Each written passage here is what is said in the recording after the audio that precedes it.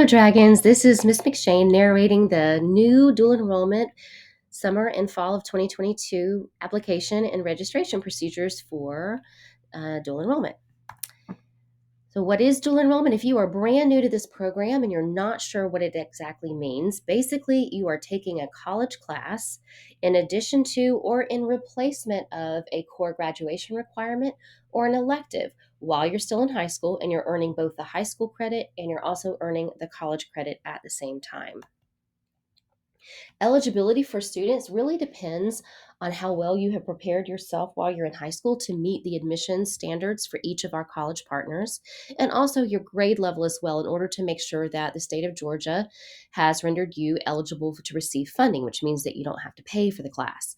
So if you are a rising 11th and 12th grade student, as long as you're meeting the criteria to be admitted, you're able to take any technical or core academic class. If you're a rising 10th grade student, then you can take technical classes, and our partner is Lanier Tech.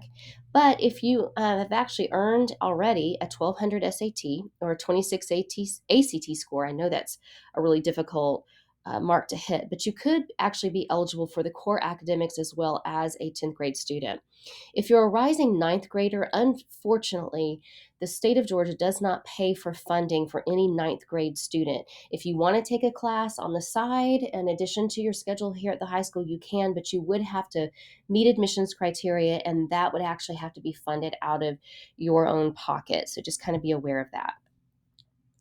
Success in the dual enrollment program is super important that you communicate with your school counselor or with myself if you're having any question about your progress in the class. And the reason for that is it is college content, and it is rigorous, right up there with honors and AP content in many cases.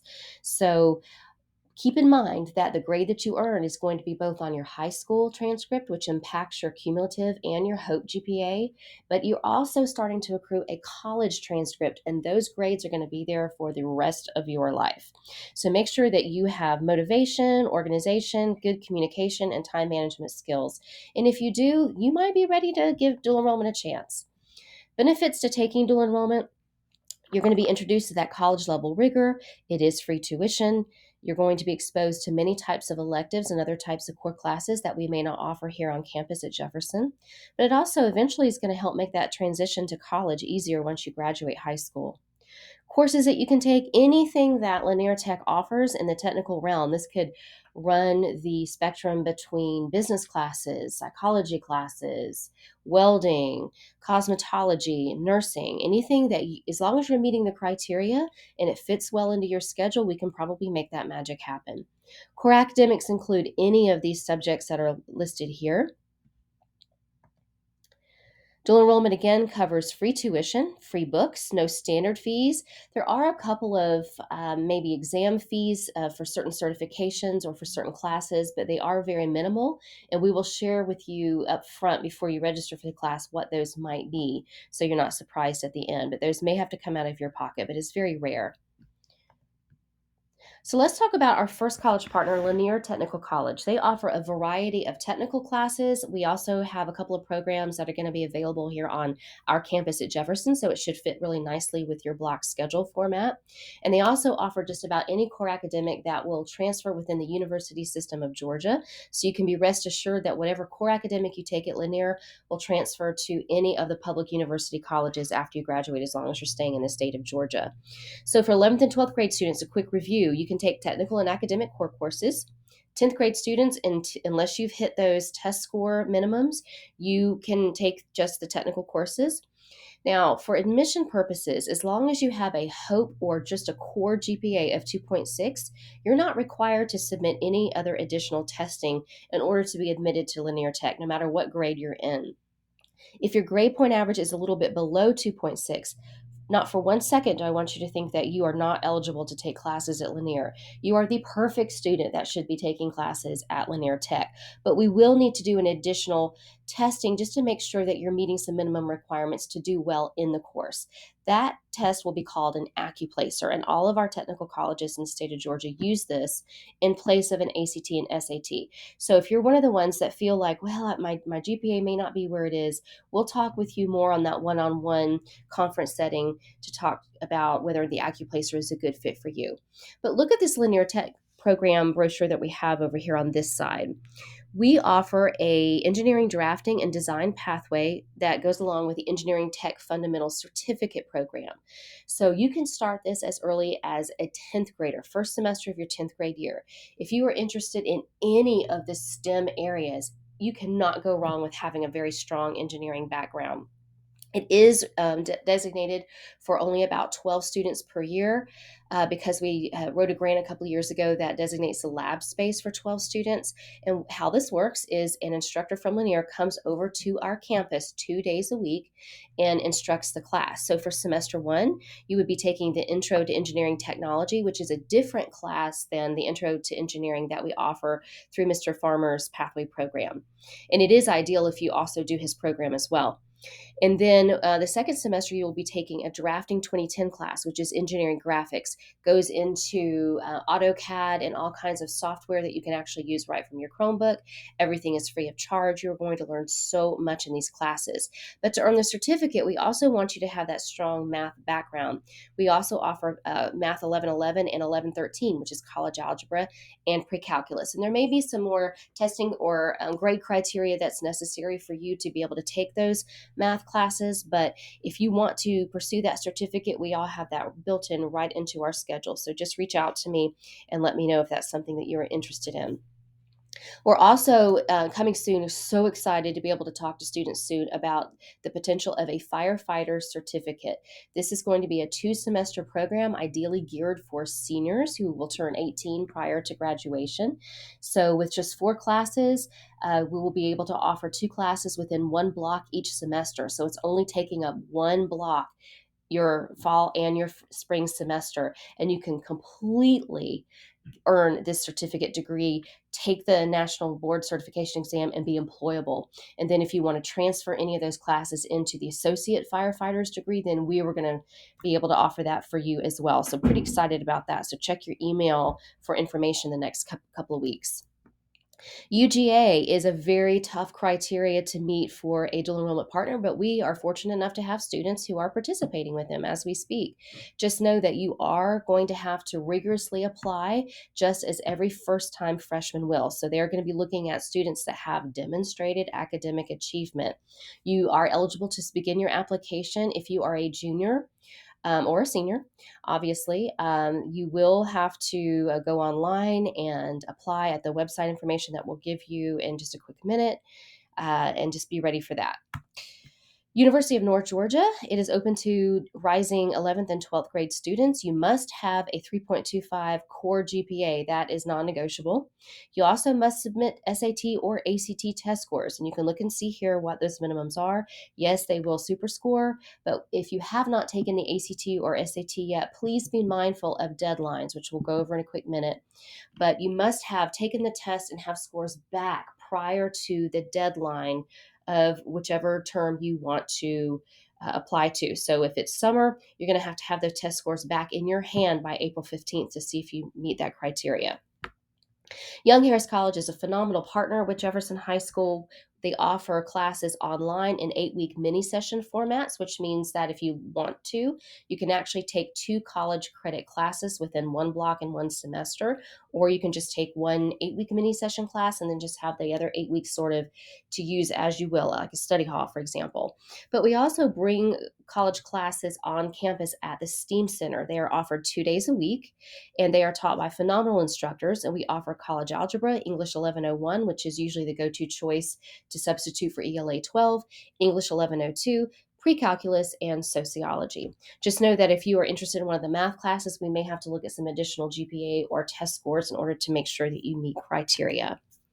Dual enrollment grading, it's very important due to laws in Georgia that you understand that the Jefferson City system has a local system determining whatever grade or letter grade that the college assigns you, that will equate into a percentage grade that's already set in stone. And we will show you that on some of our forms in just a quick minute.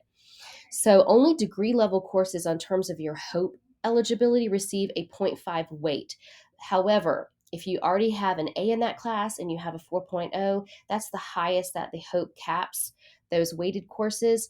That's only good, for example, if you earn a B, which is a 3.0. If that's a dual enrollment class, you'll actually earn a 3.5 on your HOPE eligibility report. Dual enrollment considers D as a passing grade, and it's up to our local system whether to accept it or not as a passing grade, and that might be an individual decision based on the college rigor. So, what happens if you fail a class? This is so important that you don't do that. So, again, it's going to remain, or that grade is going to remain on your college transcript forever. So, if you get into a class and realize it's not for you, or you've had some unexpected circumstances, you do need to communicate with us as soon as possible so we can see what we can do to help salvage that. We'll go over that more in the individual conference period and as you look over the conference and the contract information. So drop versus a withdrawal. So usually into the few days into any semester, including the summer semester, you can drop a college course with absolutely no penalty from the college side. Doesn't even show up on your transcript, but you do have the obligation to let us know before you talk to the college about dropping. That is a non-negotiable as well. You must talk to your counselor or myself or an administrator, say, hey, I'm thinking about dropping this class. We have to approve your drop before the college will do that. And if you delay that, missing deadlines can have a significant impact on you. So please make sure you pay attention to that. In your fall schedule or your spring schedule, you must have 4 blocks scheduled, whether you need those credits or not to graduate. A withdrawal from the college after the college deadline will result in your high school transcript reflecting a 59% and a withdrawal failing on the college transcript. So just know that is just what the local system does, and that's what the state of Georgia guidelines indicate as well. So let's get to how do I enroll? Well, I will actually be helping you with your summer enrollment. So we're going to open that now, and we're going to run summer enrollments only until about March 14th. Now, March 14th is when you should be going to your counselor that you're assigned to in order to look at your fall and potential spring. While we're not enrolling for spring just yet, it's important to look at both semesters to determine what class you're interested in fitting in. But we're going to be focusing on fall enrollments from March 14th, and the deadline to submit all of your Jefferson paperwork and all of your applications, including your funding application, will be April 29th. There's always a lot of confusion about, yes, but the college has a different deadline. We are aware of that. But however, you have to understand that at Jefferson, we're also working around our master schedule, hiring teachers, making sure classes are balanced, working on schedules. We are going to have that non-negotiable deadline for April 29th for you to have all of your decisions made, all of your paperwork turned into us, and all of your research done in order to make good scheduling decisions for you into the fall. So, the first step for your fall enrollments will be to make an appointment to see your school counselor. Step 2, you're going to apply to the college and if you're new and send transcripts and test scores if needed. You will actually complete the dual enrollment funding application, which we'll share with you in a quick minute. You will also make sure that you have sent any other additional documentation that the college requires. So, for example, Linear Tech may have a couple of extra check sheets they want you to submit.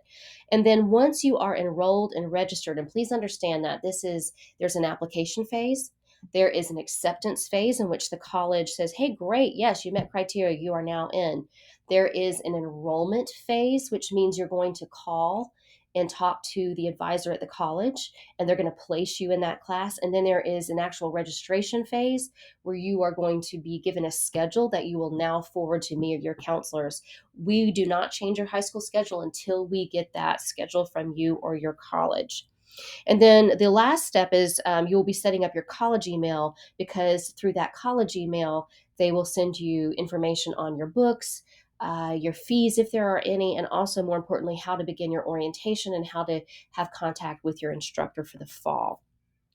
I'm going to briefly just go over. These are some of the papers that you're going to receive when we have that one-on-one conference for summer and fall enrollment.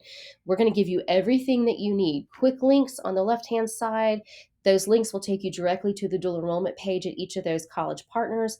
On the right-hand side, if you forget how to send your transcripts, if you forgot how to do your dual enrollment funding application, Everything is right here, step by step instructions. So do not lose this. This is something that you kind of need to keep with you to keep yourself reminded on what your responsibilities are.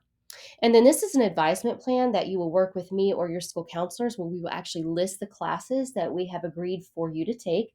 And it's super important that you understand that this is an agreement between you and the high school. The high school drives this process, not you, not your parents, not the college, because we have the responsibility to make sure that you are meeting graduation requirements. So, for example, if we fill out this form and we have agreed with your parents that you're going to sign up for one or two classes, and then once you get into that registration conversation and then you change things, that could have significant impacts on your graduation requirements, especially if you don't let us know.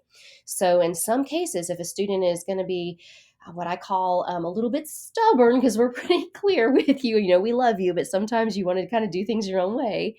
Please understand that we reserve the right to, we'll go ahead and let you take that class, but it's going to be as a fifth class or even a sixth class.